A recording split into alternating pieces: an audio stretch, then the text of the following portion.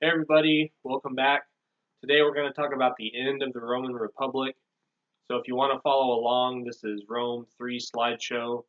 We'll kill the Republic, and then next module we'll be ready to start the Roman Empire. Okay, so what's going to eventually end the Roman Republic is something historians call the Roman Revolution. This revolution begins with the tribunates of Tiberius and Gaius Gracchus. They're referred to as the Gracchi brothers.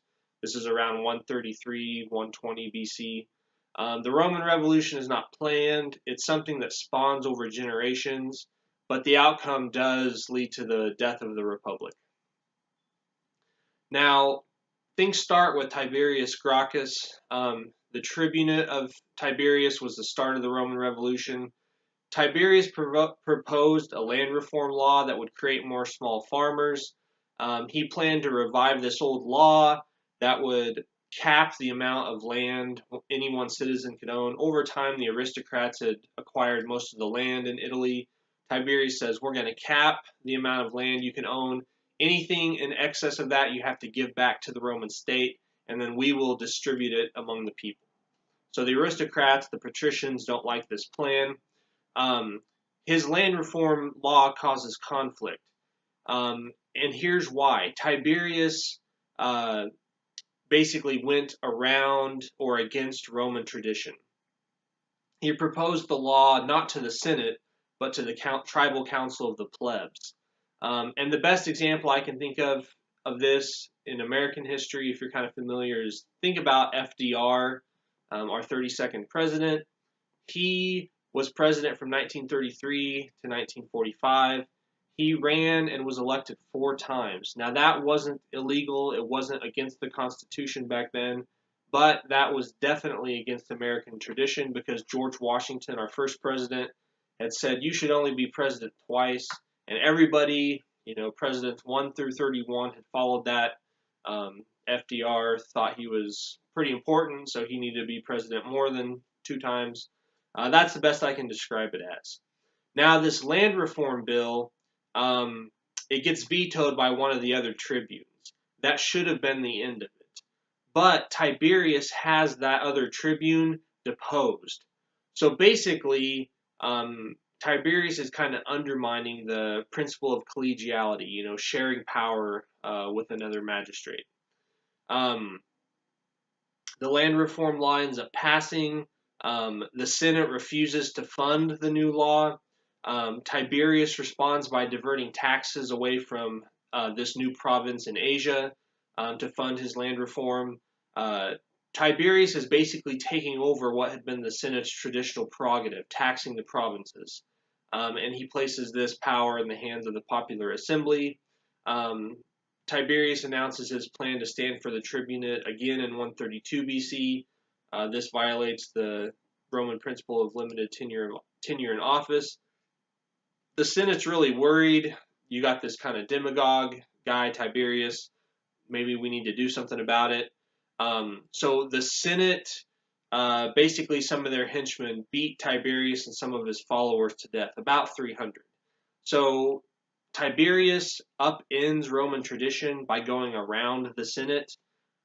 That's his kind of bad move. And then the Senate makes a bad move even more so. They have him killed. So you have 2 things happening here. Roman tradition is being violated, and violence is spilling into politics. Well, Tiberius's brother Gaius kind of does a similar thing. He's a little bit more revolutionary than his brother. He called for some laws, some reforms that seemed to do more with gaining support from people. He offered cheap grain, putting people to work on public work, such as building temples. He wants overseas colonies established so that the landless people in Rome can go there. He wants all Latins, all the people living in Italy who aren't Roman citizens, he wants them to be given full rights. The Senate kind of one-ups Gaius's reforms. They get this tribune, Marcus Livius Drusus, to basically offer free grain instead of cheap grain, colonies in Italy instead of overseas colonies. So basically, they outmaneuver Gaius by giving more stuff to the people. Gaius ends up losing support, and again, another political riot takes place. Gaius is killed, and the sources say 3,000 of his supporters are killed in the street fighting that follows. So you got a lot of violence kind of spilling into politics. So the implications of the Gracchi brothers, this is slide 9, they challenge the Senate by going through the popular assembly. They're going against precedent. The enemies of the Gracchi brothers resort to violence. Violence replaces politics, and this is what paves the way for the death of the Republic. Roman politics becomes more polarized after the Gracchi brothers. You get two groups emerging, and these are not necessarily political parties. They're more factions. One is called the Populares, and the other is the Optimates. The Populares are the men of the people. They favor using the tribunes, popular assemblies. They're basically the people that wanted to do things like the Gracchi brothers. Then you got the Optimates. That just basically means the best ones, the aristocrats. They're more in favor of the traditional way of doing things. They look to the Senate for guidance. So that's kind of how the Roman Revolution gets started. Now there's some pretty important people we're going to talk about, and this first guy, Gaius Marius, he's one of the most important people to remember. He uses the military to rise to power. He would have been a populare, not an optimates. He's a man of the people. He comes to prominence in the Jugurthine War. That's a war Rome is fighting in Africa. Basically, they can't win the war, so Marius gets put in power to basically end the war. He defeats Jugurthine in 105 BC. So Marius gets elected consul to deal with this problem. Marius gets elected consul 7 times. This definitely violates the principle of tenure of office. But the Romans overlook this because there's a huge threat. Since the 120s, there have been Germanic tribes that have left the area of Denmark, and they're wandering near the Roman border, the Cimbri and the Teutones. You have something called the Cimbri War, or sometimes it's called the First Barbarian War. Basically, these barbarian tribes are moving around. If you look at slide 12, you can see a little map there in the bottom right-hand corner. They're moving all around Germany, France, Central Europe, and basically they're defeating Roman armies there. This one guy, Carbo, he's a consul. He gets defeated and ends up committing suicide. At this place called Orazio, the sources say that 80,000 Romans get killed in a day. So this is a big threat, these barbarians on the northern border of Italy. The barbarians start to settle down and build farms. The Romans are worried that they're becoming domesticated along the border. The Romans don't want this. You can read some quotes from Plutarch there. He has some interesting things to say about the barbarians. Marius gets entrusted with protecting the Romans. And there's a great quote, if you look at slide 18. Marius is supposedly quoted as saying, "I cannot point to my ancestors," meaning I don't have a high family name to point to, but I can show medals and other military honors, to say nothing of the scars on my body, all of them in front. These are my titles to nobility. So you kind of have the old way of Roman doing things is you have a good family name. The new way is, are you capable? It's more of a meritocracy, I guess you could say in some ways. So Marius climbs the ranks. He holds the consulship again in 104, 103, 102 BC. He ends up defeating the Cimbri and the Teutones. In 100 BC, he's elected consul for a 6th time. He's going to be consul 7 times total. He ends up retiring to private life. There'll be more about him in a minute. You can kind of read about how he defeated the barbarians. I've got some stuff there about that. I don't want to go into exactly how he defeated them. You can kind of look at that if you want to. But basically, just remember, Marius defeats the barbarians. He's consul many times, and he kind of saves the day for Rome. All right, so look at slide 33. This is really important. This is something you need to write down and remember. Marius totally changes things in Rome, and he reforms the Roman army. He professionalizes the Roman army. and he enrolls landless men to fight in the Roman army. That's probably more important. There's a lot of people just idle in Rome who are able-bodied young men who don't have land, so they can't fight. He says that doesn't make any sense. Let's bring them into the army. This has negative effects for the Roman Republic. The old way of doing things is if you owned land, you had a stake in society. So if you owned land, that's why you would fight for Rome. You had something to fight for. And after the war, you could go back to your farm. You'd be provided for, whatever. The new way of things is you can't go back to your land if you're a landless soldier. So you have to look to your army commander to watch out for your interests. So basically, Marius's reforms make soldiers loyal to the commander, the army commander, and not loyal to the republic. The old militia, landowning citizen soldiers, they were loyal to the republic. These new landless soldiers, they're going to be loyal to their commander because their commander is the one that can get them loot or land or whatever after a war. Okay, so that's Marius. Don't forget his name. Another really important figure is Lucius Cornelius Sulla, or just a lot of people just call him Sulla. He kind of rose to prominence fighting under Marius.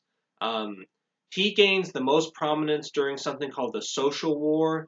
Basically, from 91 to 88 BC, there's kind of a civil war in Italy. A bunch of the people living in Italy were not Roman citizens, but they were basically Roman allies. They want to become Roman citizens. So basically, they demand to be citizens, and Rome says no.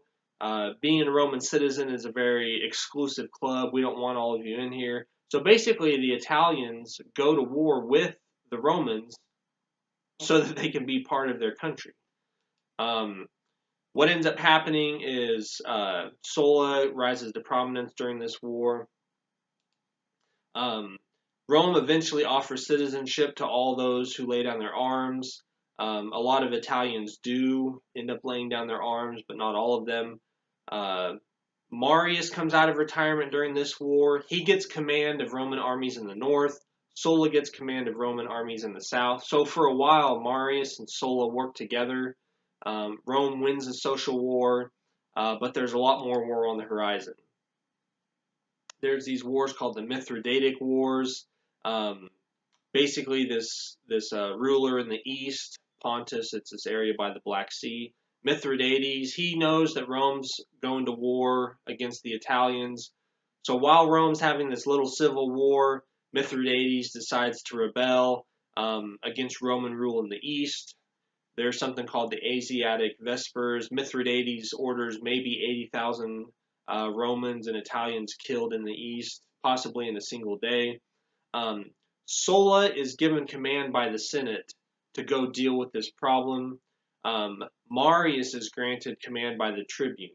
So basically, here's that situation. You have the Senate doing one thing and the tribune doing the other thing. It's the optimates versus the populares. If you look at slide 37 there, you can see where Mithridates is from, that little circled area. So Sulla gets 6 legions from Campania, and he actually goes to war against Marius. So he drives Marius out of Rome. So first, Sulla defeats Marius before he goes to deal with Mithridates. Well, after Marius is defeated, Sulla turns to the east. So while Sulla is in the east fighting Mithridates, Marius comes back to Rome. He had gone to Africa for a little while. Marius has himself declared consul for a 7th time in 86 BC, and he probably would have formed a large army to deal with Sulla, but Marius ends up dying a few days after his 7th consulship. Marius is dead, but his political followers are still around.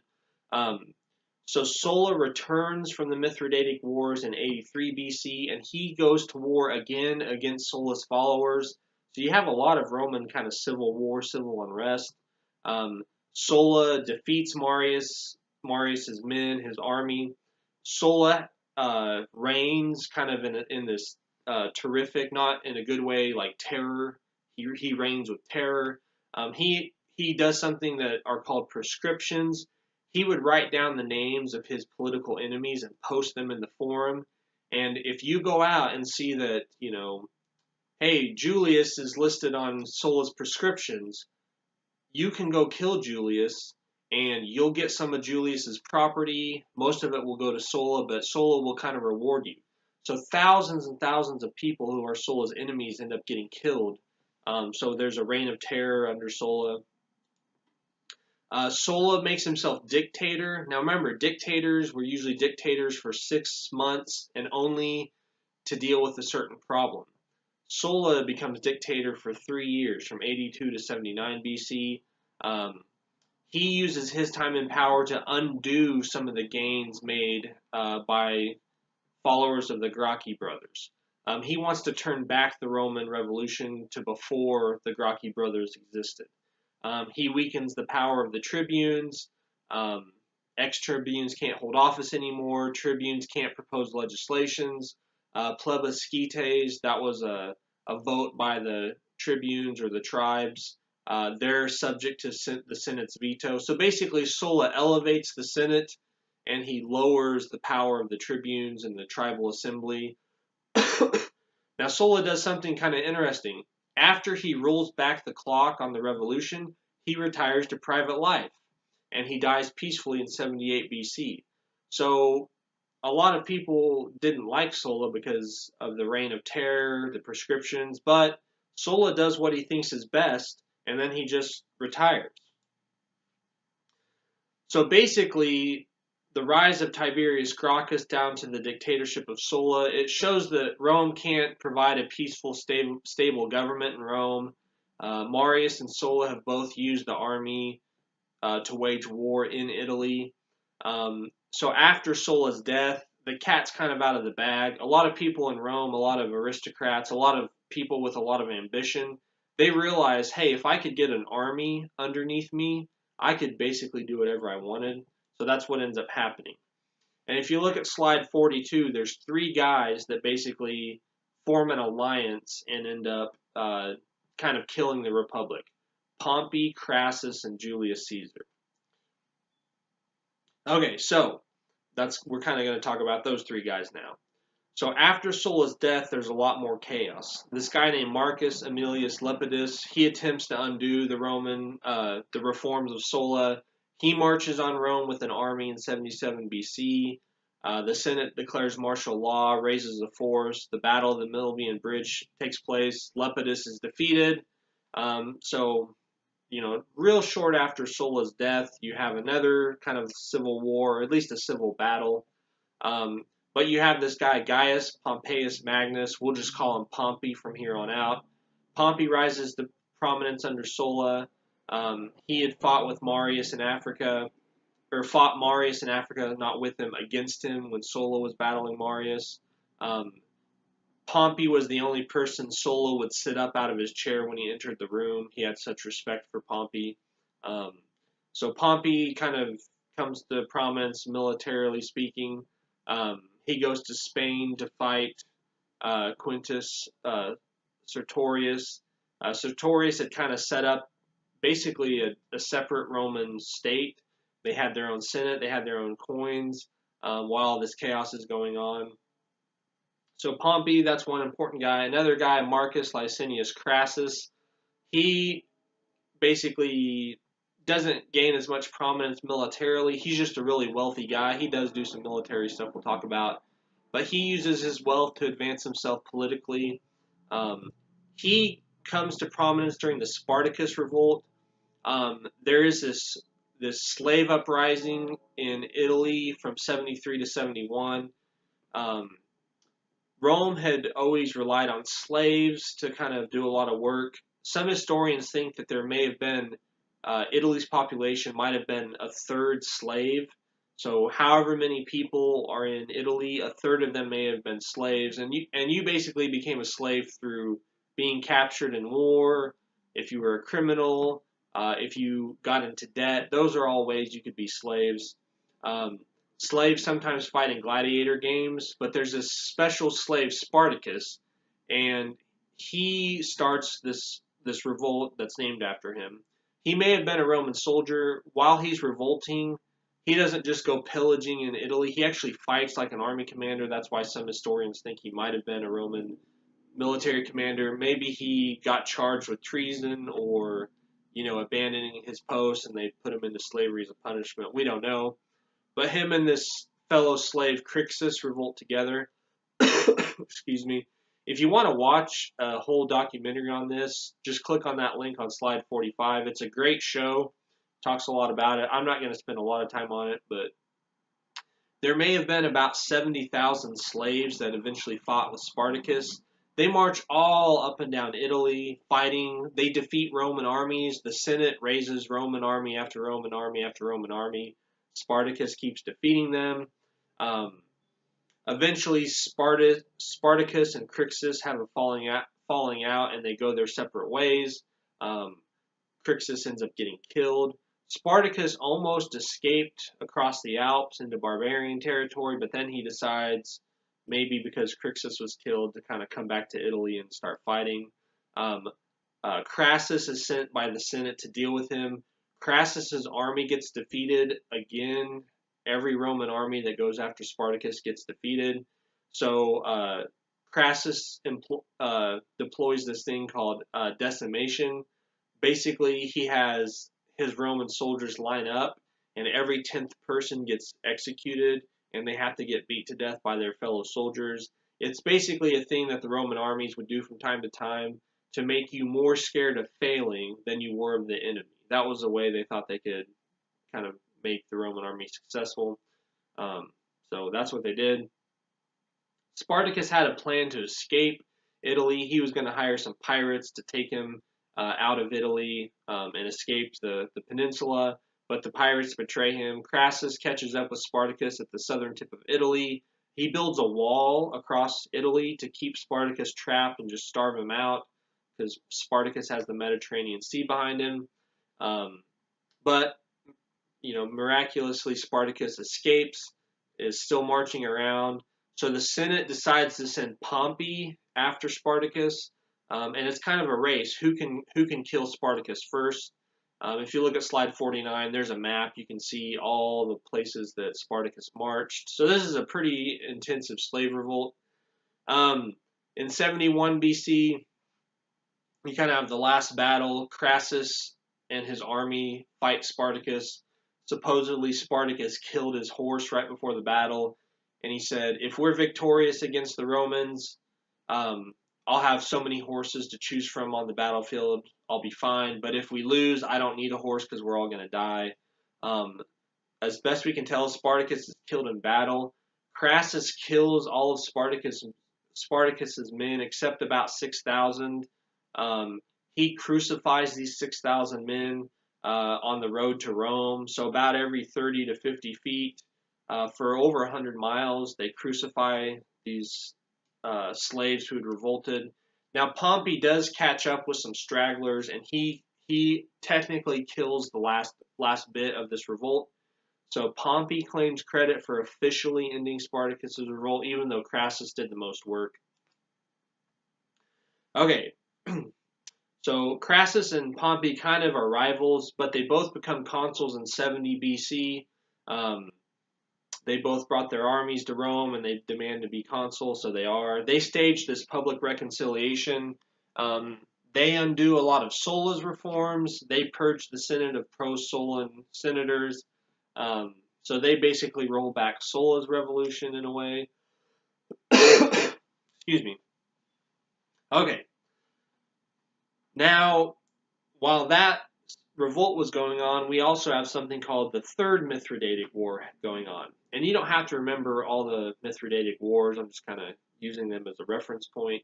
Mithridates, who was defeated by Sulla but not killed, he teams up with some pirates. The pirates threaten the grain supply of Rome. Pompey is granted Imperium Infinitum. That just basically means Imperium without limit. Over the entire Mediterranean Sea, the islands, and up to 50 miles inland. Basically, Pompey says to the Senate, we want you to go after these pirates and do whatever it takes to defeat them. So Pompey does. He defeats the pirates in like 3 months. Then he has his Imperium transferred to Asia, and he goes and fights Mithridates. In 63 BC, Pompey defeats Mithridates. He returns to Rome victorious. He's a huge war hero. Pompey had been in Italy during this Mithridatic War, Crassus had been in Italy, and Crassus is kind of undermining Pompey's position.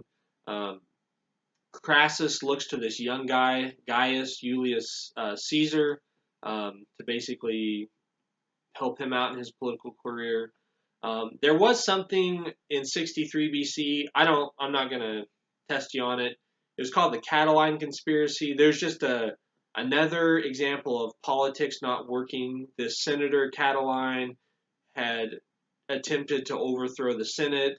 Marcus Tullius Cicero, another senator, kind of discovers this plot and disarms it. Catiline ends up getting killed. Just a lot of instability in Roman politics. In 62 BC, Pompey returns from the east. He disbands his army, so he doesn't march on Rome with his army. He could have. He disbands his army and returns to private life. But he has two demands. I want land for my veterans, and I want everything that I accomplished in the east ratified. When he was fighting Mithridates in Asia, he was making treaties, he was setting up client kingdoms. He wants all of that ratified by the Senate, kind of giving them the stamp of approval.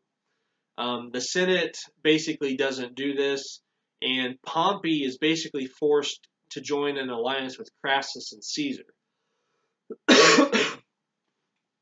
So you have this political alliance called the First Triumvirate. You need to remember that.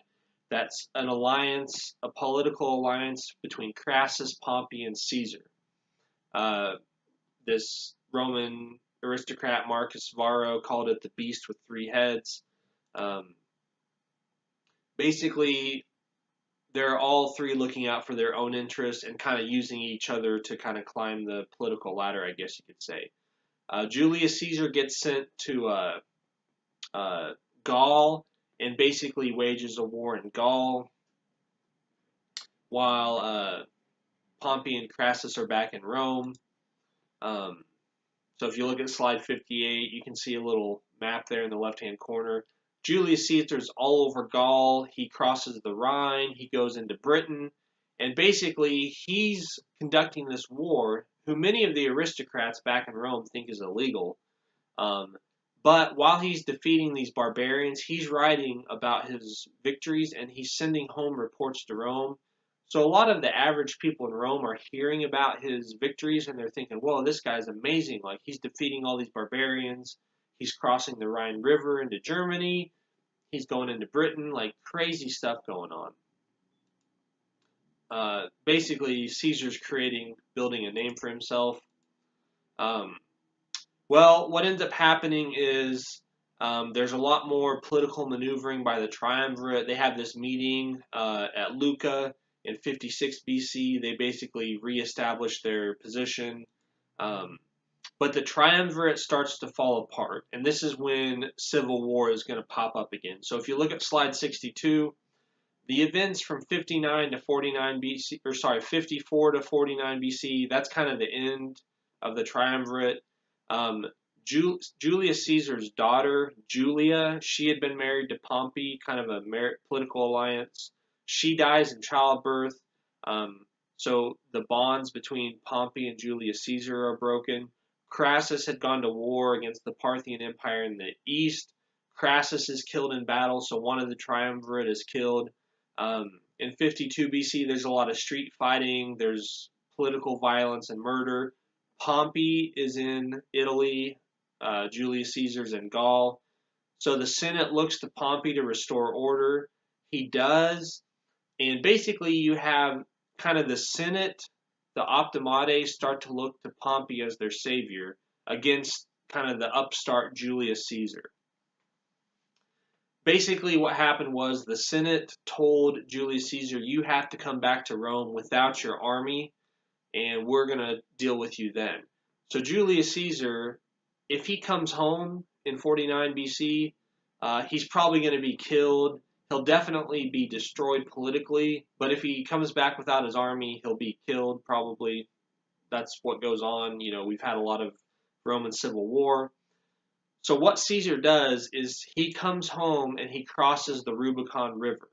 You might have heard that famous saying, the die is cast. alia iacta est. That just means I'm going to let the fates decide. The Rubicon was the boundary between Italy and Gaul.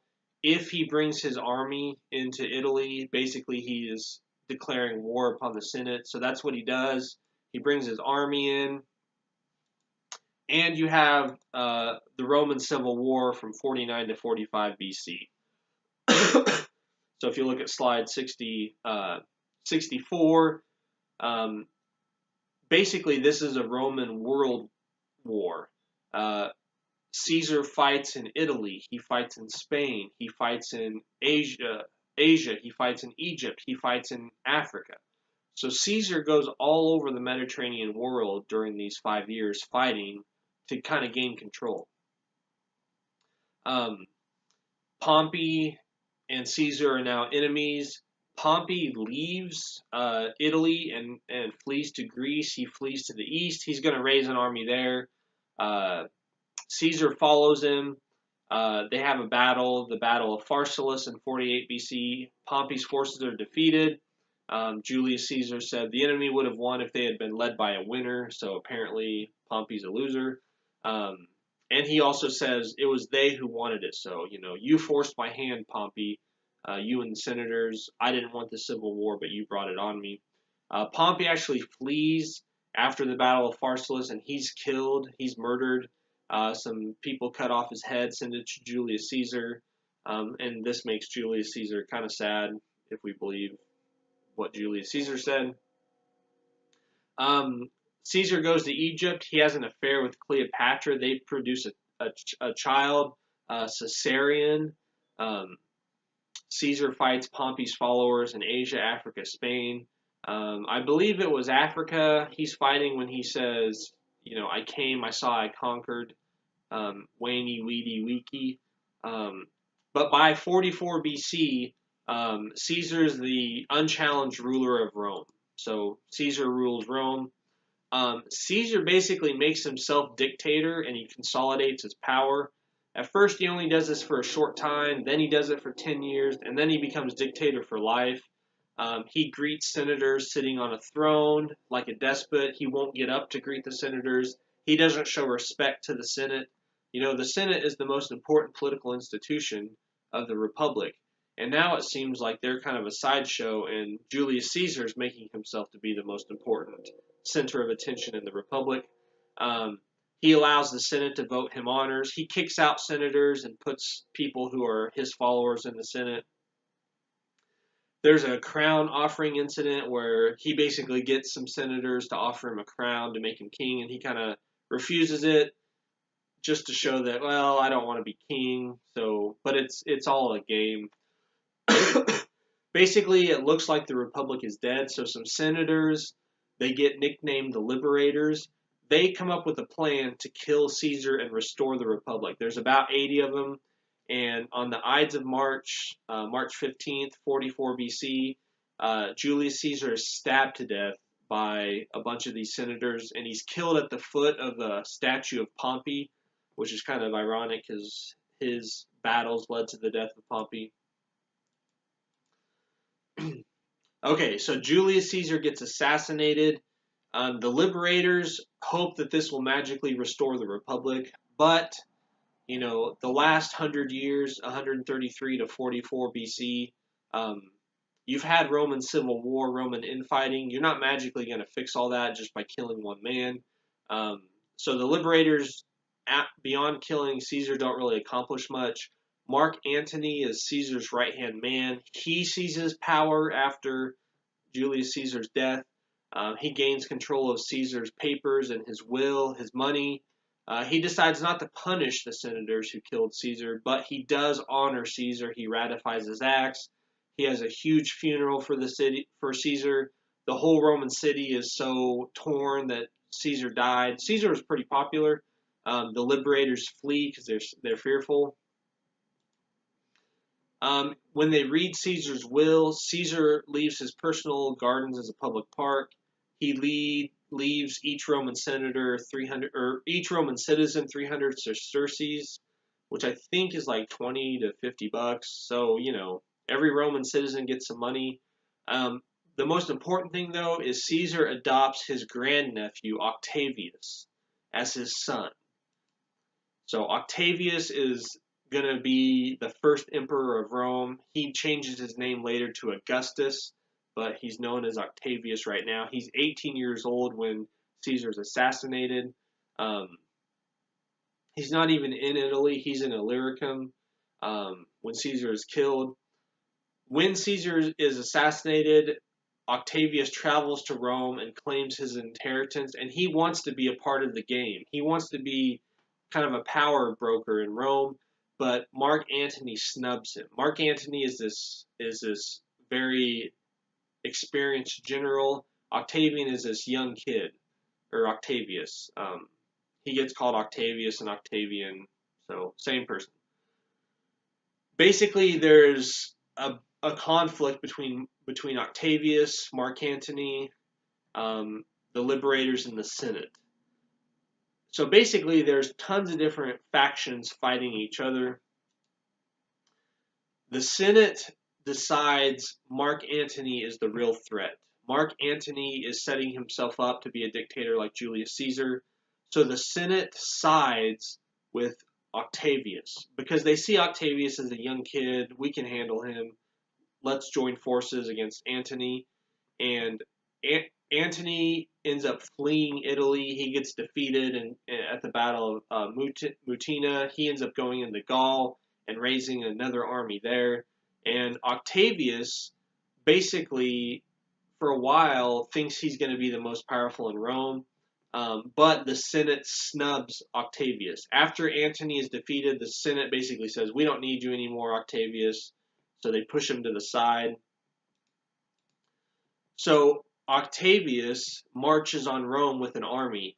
And Octavius kind of had the loyalty of the soldiers that served his adopted father, Julius Caesar. So a lot of the men that fought for Julius Caesar, they like Octavius and they take sides with him. Octavius controls Rome. He condemns Caesar's murderers, the liberators. He condemns Sextus Pompey, the son of Pompey, who's also running around fighting. And Octavius, who had just helped defeat Antony, now joins forces with Antony to be against the Senate. So you have a lot of people switching sides. It's really kind of confusing. So Mark Antony, I'm on slide 80. Mark Antony is in Gaul. He had been declared an enemy by the Senate, but he's amassing a huge army to come back into Rome. Brutus and Cassius, they're kind of the representatives of the liberators, those people who killed Caesar. They're in the east raising troops, and in the middle of this is Octavius. So if you see that little map on slide 80 in the right-hand corner, Octavius is in Italy, and you've got these two huge armies on either side, and Octavius is between them. So Octavius and Antony joined forces in the second triumvirate. There's another guy, Lepidus, Marcus Aemilius Lepidus. You don't have to worry about him. He's not as important. But Octavian joined sides against Antony to fight the liberators. So in this second triumvirate, they kind of joined together. Cicero ends up getting killed. He's the one that kind of used Octavius to defeat Antony. He gets chased down. Cicero does. He gets decapitated. His hands get cut off, and they get nailed to the speaker's platform in the forum. Caesar is honored by being made a god. If Julius Caesar is a god, then his son Octavius is the son of a god. This is the Latin term Divi Filius. In 42 BC, the Battle of Philippi, the liberators are defeated. If you look at slide 83, you can kind of see where that's at. So basically, what you have after 43 BC is you have two main players in Rome. You have Mark Antony and Octavius. Mark Antony goes east, and he controls basically the eastern portions of the Roman Empire, and Octavius stays in Italy and controls the west. They make this thing called the Pact of Brundisium in 40 BC, kind of ratifying this. Now, when Antony is in the east, he meets Cleopatra and falls in love with her. He marries her. He openly refuses to let his wife Octavia. She's the sister of Octavius, to join him. Basically, this is a renouncement of the friendship with Octavius. So Antony and Octavius, after they win, they kind of start drifting apart. Antony behaves like an Eastern despot. Um, there's something called the Donations of Alexandria in 34 BC. Basically, Antony and Cleopatra stage this pageant. They sit down on the throne with their children and Julius Caesar's son, Caesarion. They use titles such as King of Kings to label their sons, and Caesarion. That's a very Eastern title. Um, they divide the Eastern Roman Empire among their sons, including Caesarion, and they say Caesarion is the true heir to Julius Caesar, not the adopted Octavius. So basically, Mark Antony and Cleopatra are basically pushing the envelope, saying that our family is the true heir of Rome, not Octavius. So basically, Octavius and Mark Antony have to go to war now. You have the Battle of Actium in 31 BC. Octavius takes a fleet and fights Antony off of the coast of Greece. It's a naval battle. Octavius is victorious. Antony and Cleopatra flee to Egypt.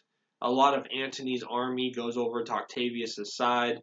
Antony and Cleopatra end up committing suicide. So Octavius wins. Octavius has Caesarion murdered. He doesn't kill Antony and Cleopatra's children. He just kills Caesarion because that was the true son of Julius Caesar. So Octavius returns to Rome in 29 BC, and he's the sole ruler of Rome. So basically, the civil wars, the political violence, the political unrest, the Roman Revolution, all of that is over. You know, that started back in 133 BC with Tiberius Gracchus. That's over.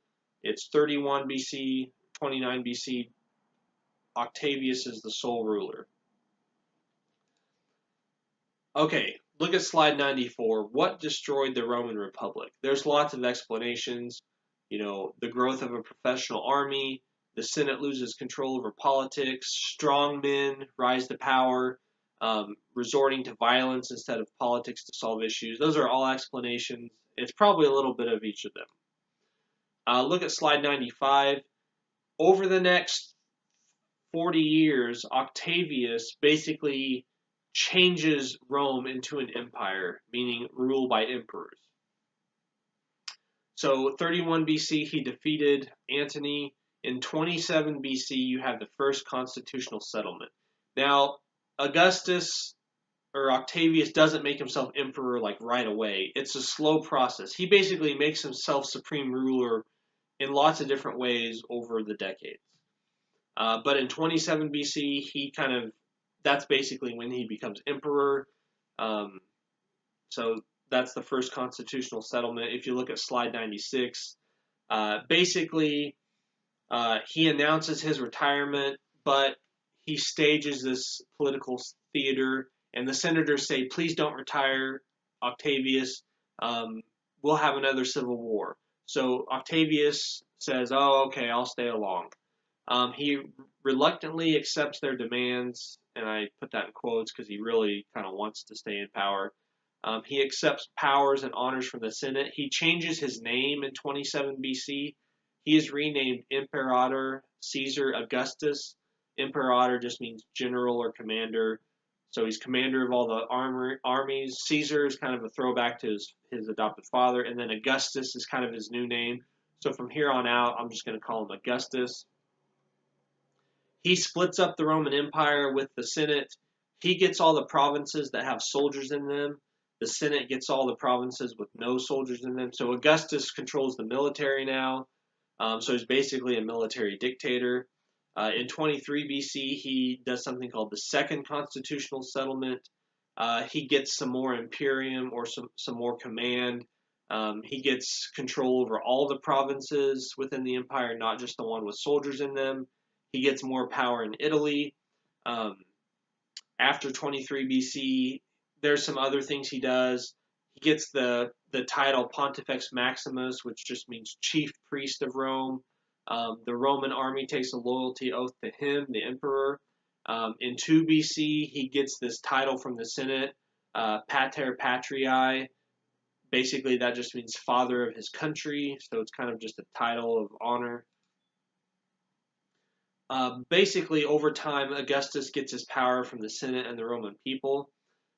He respects the institutions of the Republic. So he keeps consuls. He still has the Senate meet. He still has popular voting takes place.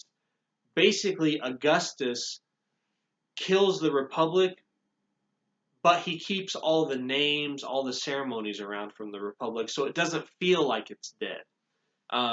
This new system of government is called the Principate. That just comes from the name princeps or princeps. That just means leading citizen. So Augustus is like the first citizen of Rome.